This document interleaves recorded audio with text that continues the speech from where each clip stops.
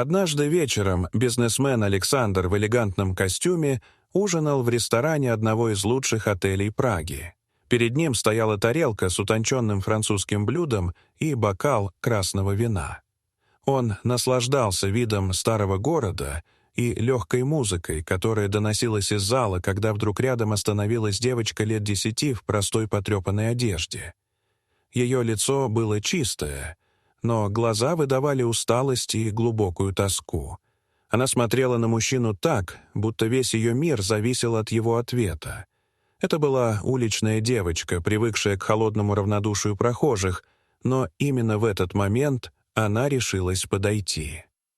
Александр поднял глаза, и их взгляды встретились. В этих детских глазах он увидел не просто просьбу, там отражалось что-то большее, словно воспоминание о давно забытом чувстве, которое когда-то жило в его собственной душе. Мгновения тянулись бесконечно. За соседними столиками туристы продолжали разговаривать и смеяться, не обращая внимания на происходящее. Но для Александра все вокруг будто остановилось.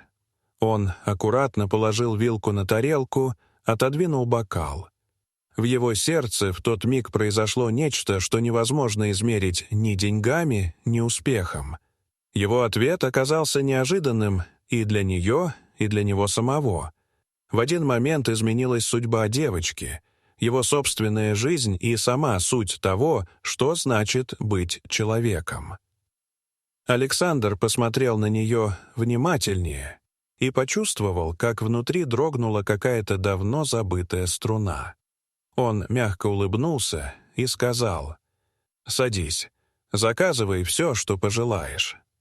Сначала девочка, ее звали Мария, села осторожно, едва касаясь стула, словно не верила, что это происходит на самом деле. Но вскоре официант поставил перед ней тарелку горячего супа и кусочек свежего хлеба. Постепенно ее настороженность исчезла. Она ела с таким наслаждением, будто это был лучший ужин в ее жизни. Александр молча наблюдал за ней. В его душе рождалось тепло и легкость, те самые чувства, которых не могут подарить богатство или слава. Когда Мария закончила трапезу, аккуратно сложила салфетку, посмотрела на мужчину сияющими глазами и едва слышно сказала: «Спасибо».